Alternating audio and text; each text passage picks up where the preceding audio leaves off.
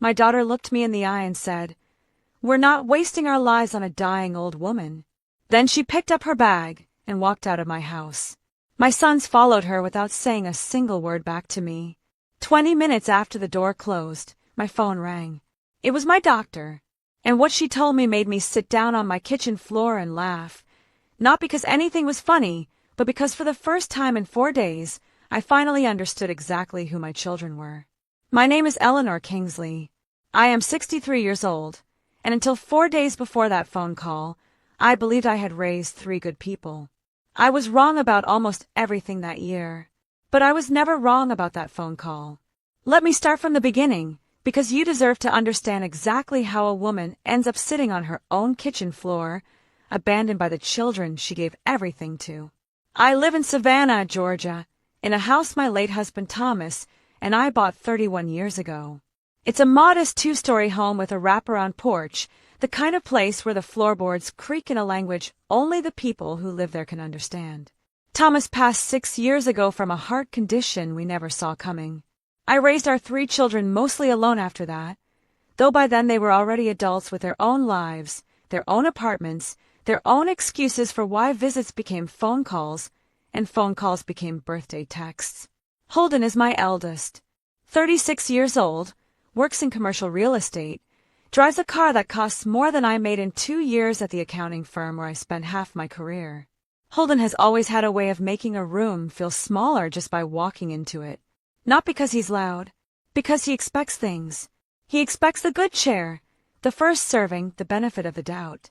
Tessa is my middle child, 33, a marketing consultant who can make a lie sound like a compliment. She has Thomas's eyes and my mother's stubbornness, and for years I told myself that stubbornness was just ambition wearing a different coat. Dashiell is my youngest, 30 years old, quietest of the 3, works in finance in a role he's never fully explained to me, something involving numbers and other people's money. As a boy, he used to check that the front door was locked twice before bed. As a man, he still flinches at loud noises, but he stopped flinching at anything involving a balance sheet a long time ago. And then there's Hazel, my granddaughter, Tessa's daughter, 17 years old, the only person under the age of 40 who calls me just to talk, not because she needs something, but because she wants to hear my voice. Hazel is the reason I kept believing, longer than I should have, that there was still good buried somewhere in this family. Thomas and I built this life slowly. He sold insurance. I balanced ledgers, and somewhere between PTA meetings and Sunday dinners, we told ourselves we were doing it right. We never had much extra, but what we had, we gave generously. Braces for Tessa, a used car for Holden's 16th birthday that he complained about for a week before he ever drove it, tutoring for Dashiell when numbers came easier to him than people did. I used to believe that kind of steady, unglamorous love was the kind that stuck. I used to believe it built something permanent in a person, something that didn't wash off the first time life got difficult. I think about that a lot now, how much of parenting is just hope wearing work clothes. You plan something every single day for 18 years, and then you spend the rest of your life waiting to see what actually grew. 4 days before everything fell apart, I sat in an exam room at Savannah Memorial and listened to Dr. Castellan tell me that the irregular results from my last scan were not, in fact, irregular. They were consistent, consistently bad.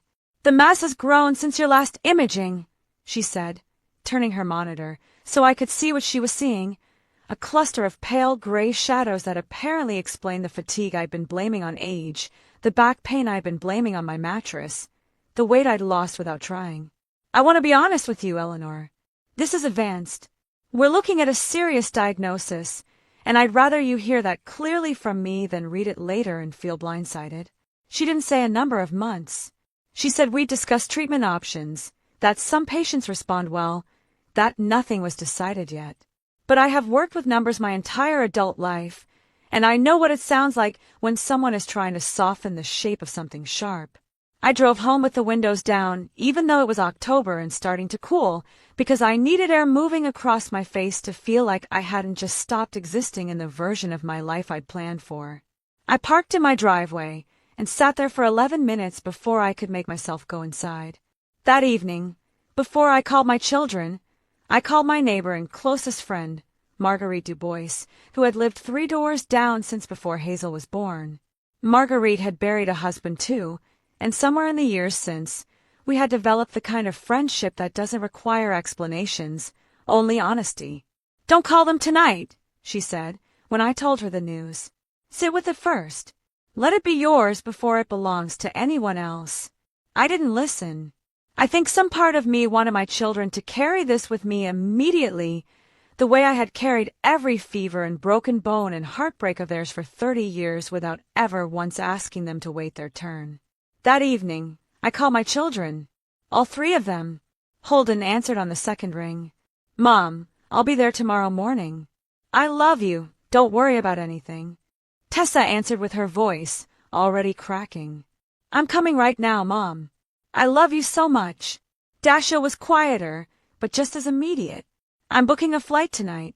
I love you, Mom." 3 nearly identical sentences. At the time, I told myself that was just what love sounds like in a family that's used the same words for 30 years. Children echo their parents. I told myself that. I should have noticed how fast they all reached for the word love, and how slowly they asked what I actually needed. Holden arrived first, the next morning, stepping out of his car in a sport coat like he'd come from a client meeting rather than a hospital update. He hugged me tightly at the door, but over my shoulder, I watched his eyes move, past me, into the hallway, toward the staircase, toward the antique writing desk that had belonged to Thomas's mother. "How bad is it really, Mom?" he asked, settling into the kitchen chair that used to be his father's seat. "Bad," I said. "Stage 4. They're calling it advanced." He nodded slowly, the way you nod when you're doing math in your head and trying not to let your face show the answer. Tessa arrived that afternoon with grocery bags full of bone broth, fresh ginger, and turmeric capsules from a wellness shop downtown. She moved through my kitchen with the practiced efficiency of someone performing care rather than feeling it, narrating each ingredient's healing properties like she was hosting a segment on daytime television. "You're going to beat this, Mom," she said, not once looking up from the cutting board. "We're going to make sure you have everything you need." Dashiell came that evening, hugging me a beat too long at the door, the way he used to hug me as a boy after a nightmare. "Whatever you need," he murmured into my shoulder. "I mean that." For 4 days, my house was full again in a way it hadn't been in years. Holden made coffee every morning, black, 1 sugar, a detail he hadn't remembered since college. Tessa cooked meals I barely touched, the kitchen constantly humming with chopping and simmering. Dashiell sat beside me on the couch during old movies, refilling my water glass before I even noticed it was empty. They called me Mom in voices soft enough to make me believe, for stretches of an hour at a time, that grief and love had finally taught them something. But kindness that's real doesn't need that much choreography. Real kindness shows up wrinkled and inconvenient. It burns the toast because it's distracted by actually worrying about you. What I was watching felt rehearsed, like a performance with stage directions only they could see. By the 3rd night, I noticed something that turned my stomach quietly, privately, in a way I didn't share with any of them. Holden's eyes kept drifting toward the hallway closet where Thomas had kept our important documents. Tessa kept finding reasons to walk past my bedroom, glancing in at the jewelry box on my dresser. Dashiell, ever the numbers man, asked me twice in one evening, with a casualness that felt anything but casual, whether I had everything organized in case things moved fast. I didn't accuse anyone of anything.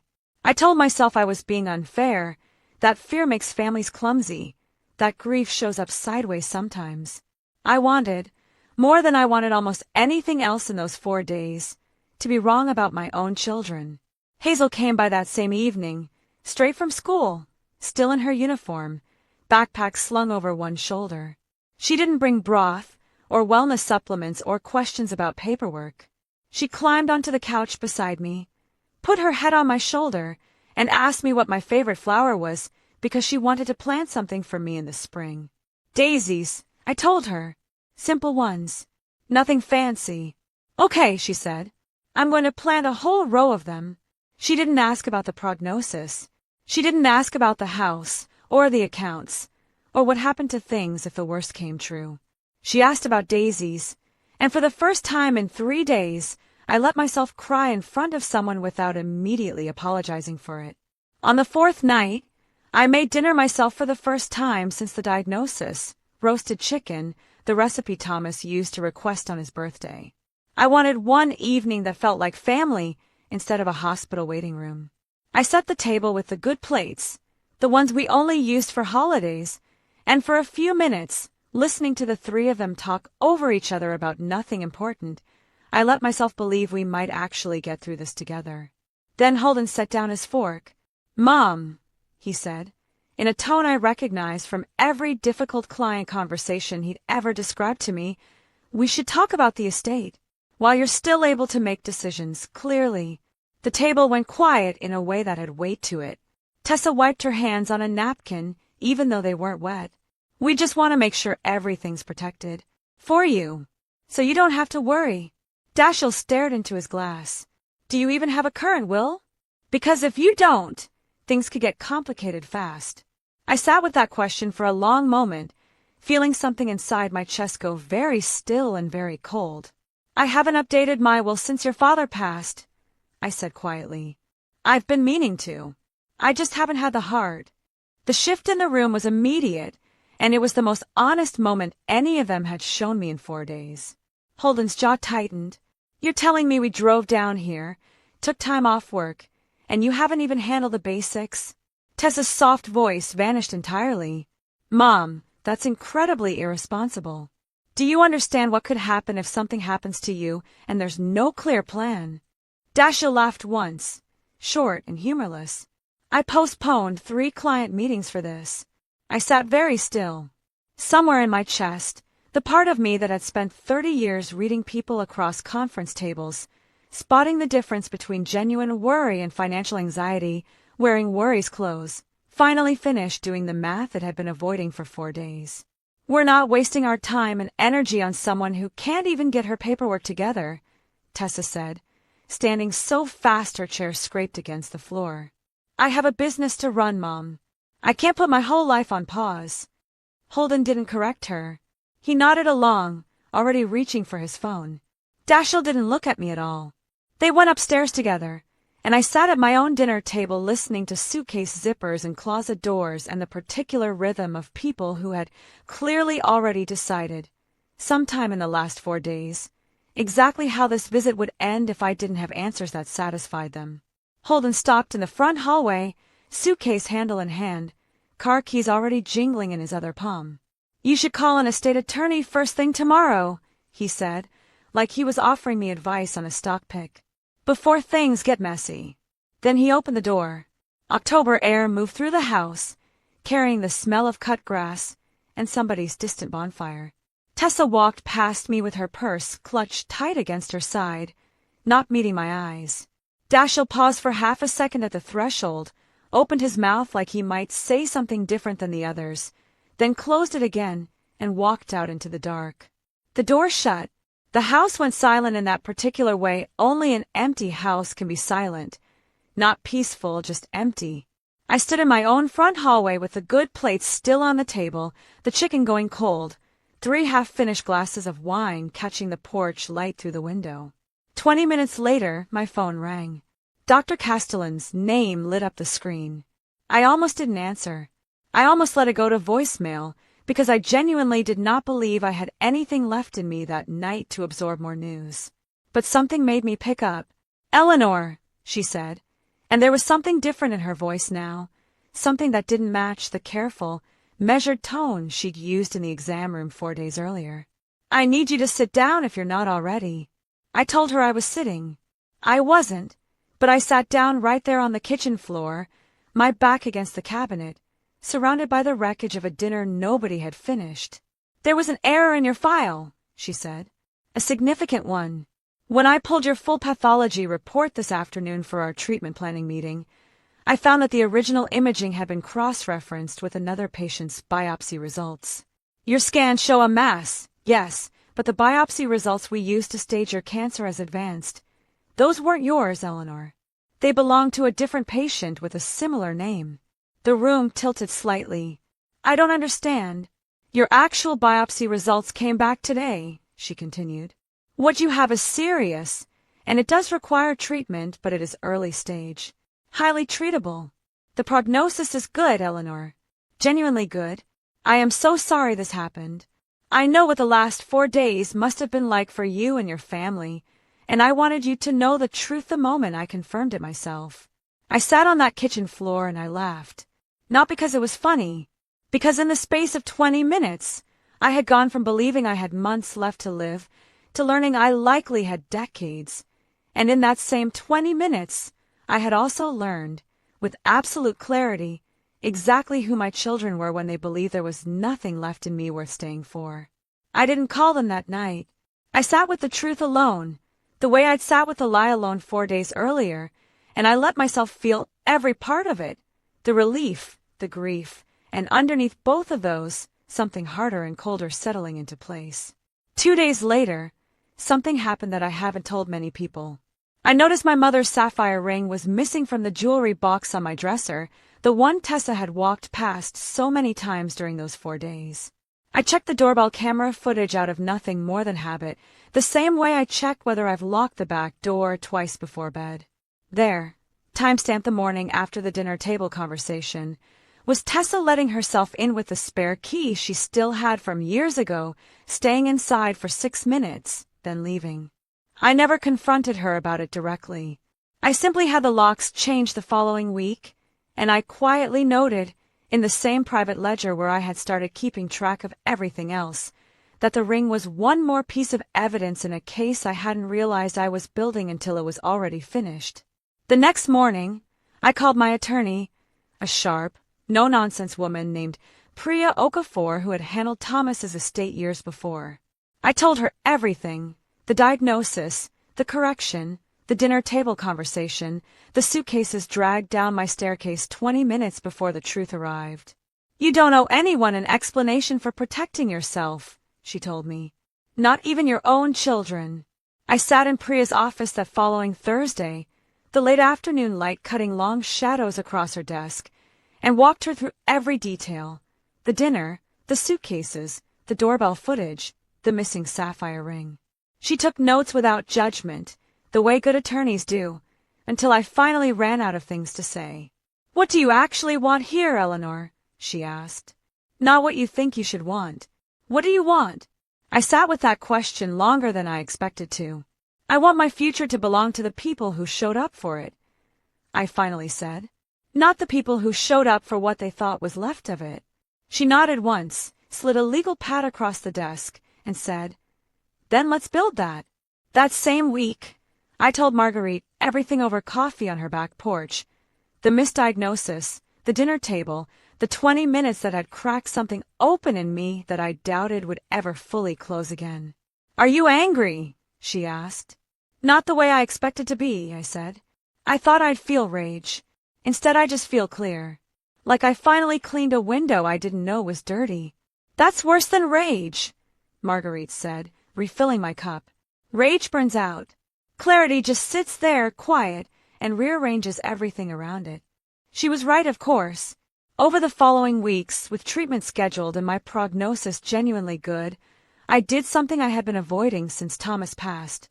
My first infusion appointment fell on a gray Tuesday morning, the kind of overcast Savannah day where the moss on the oak trees looks almost silver. I expected to go alone.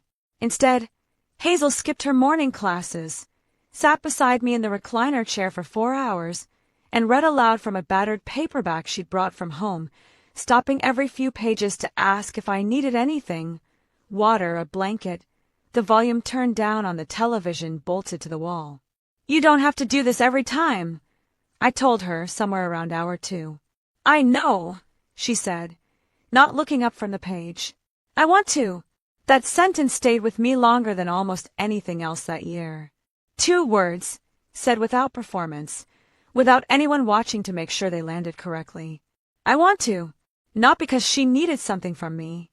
Not because there was an estate attorney waiting in the wings. Because she actually wanted to be there.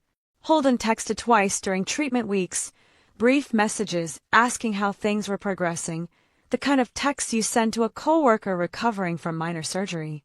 Tessa sent a gift basket from an online wellness company, The card signed with a printed signature rather than her own handwriting.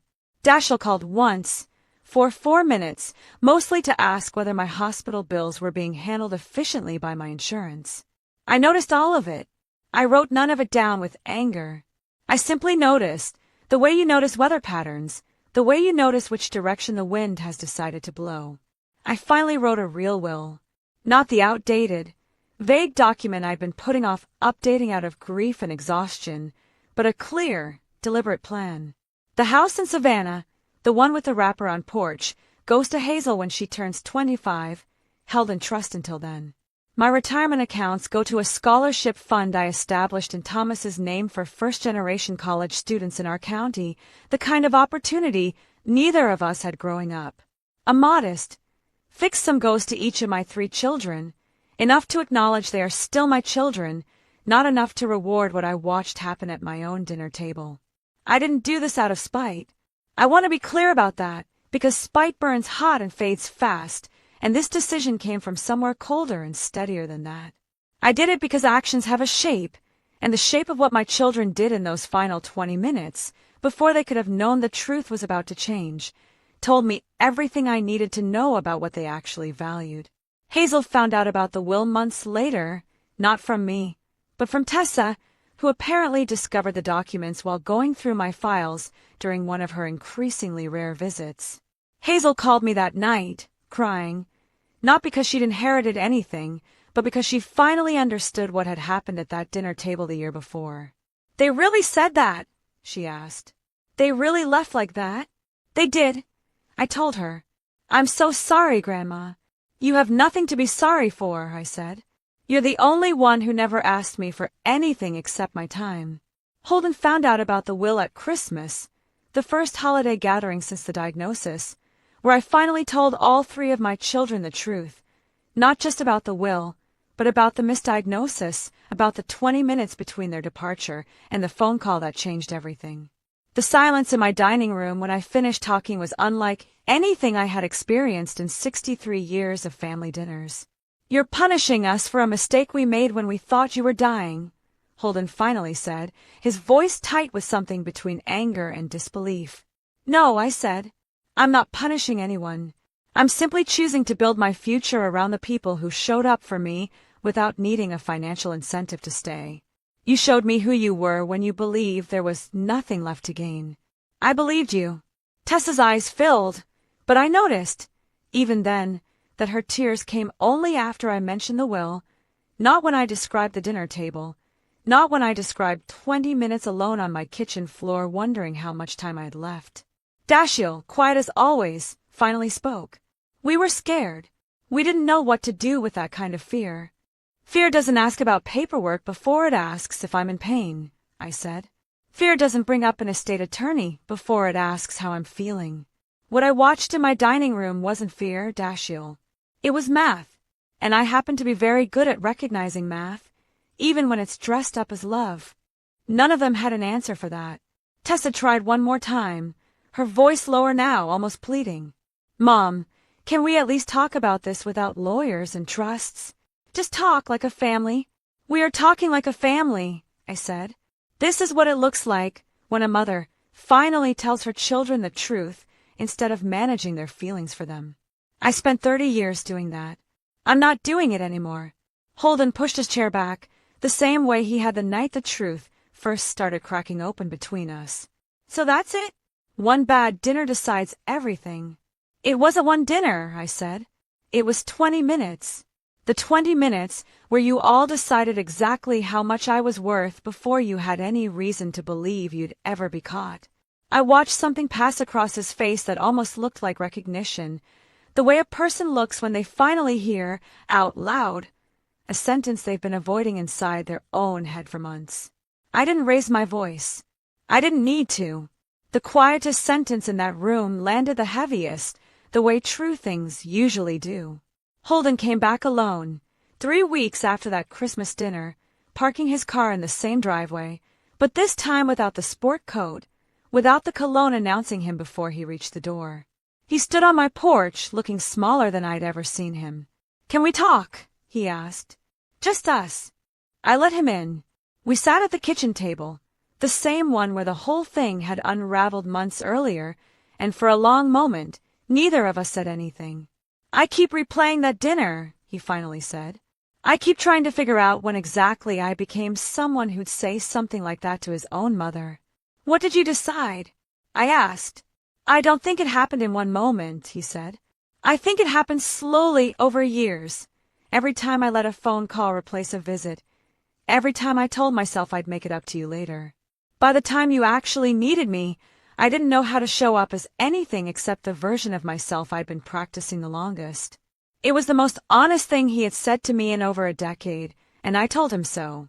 "Does that change anything?" he asked, glancing toward the hallway, toward nothing in particular, toward everything. "It changes how I see you," I said. "It doesn't change the will. Those are two different things, Holden. One is about who you are. The other is about what I owe the people who showed up consistently, not the people who showed up sincerely 3 weeks too late." He nodded slowly, the same nod from that first morning, except this time there was no math behind it, only something closer to grief for a version of himself he hadn't realized he'd been building all along. He didn't ask to be added back into the will. I think, for the first time in his adult life, he understood that some things can't be renegotiated simply because you finally feel sorry. I'm 64 now. My treatment went well, exactly as Dr. Castellan predicted once she had the correct information in front of her. I have my strength back most days. I still live in the house with a wraparound porch, though now it's filled more often with Hazel's laughter than with the particular silence that follows people who only show up when they think there's something to gain. Last spring, true to her word, Hazel planted a row of daisies along the side of the porch, kneeling in the dirt in her school clothes, dirt smudged across her knees, completely unconcerned with ruining a perfectly good pair of jeans. I watched her from the kitchen window, and I thought about how strange it is that the people who give you the least reason to doubt them are so often the ones you almost overlook, simply because they never made their love loud enough to notice. She comes by most Sundays now, sometimes with takeout, sometimes with nothing but homework and a need for quiet company, and I've started to understand that this ordinary, unremarkable togetherness was a thing I'd been measuring love by all along, even before I had the language for it. I see Holden, Tessa, and Dashiell occasionally, holidays, the obligatory phone call on my birthday. The relationship isn't gone, but it isn't what it once was, and I've made peace with that distinction. Some bridges don't burn completely. They just stop being the road you walk every day. What stays with me most, even now, isn't the anger. It's the clarity. It took a clerical error, a 20-minute gap between a lie and the truth, to show me something about my own children that 30 years of birthdays and holidays had somehow kept hidden in plain sight. There are mornings, still, when I catch myself reaching for the phone to call Tessa about something small, a recipe, a piece of gossip from the neighborhood, the kind of nothing conversation mothers and daughters have 1,000 times over a lifetime, before I remember, all over again, exactly why that instinct doesn't quite fit anymore. Grief, I've learned, doesn't only show up for the people we lose. Sometimes it shows up for the people who are still alive, still reachable by phone, but who have become someone you no longer fully recognize. I think about that often. How close I came to never knowing, how easily a different set of circumstances could have let that performance of love stand uncorrected forever. I think about how many people out there are living inside that same uncorrected performance right now, never getting the 20-minute phone call that reveals the truth. So I'll leave you with this, because I think it matters more than anything else I could say tonight. If the people closest to you only show their truest selves in the moments they think nothing is being watched, what does that tell you about everything they've shown you up until now? If this story moves something in you, I'd love to know, have you ever discovered the truth about someone close to you in a moment they never expected to be tested?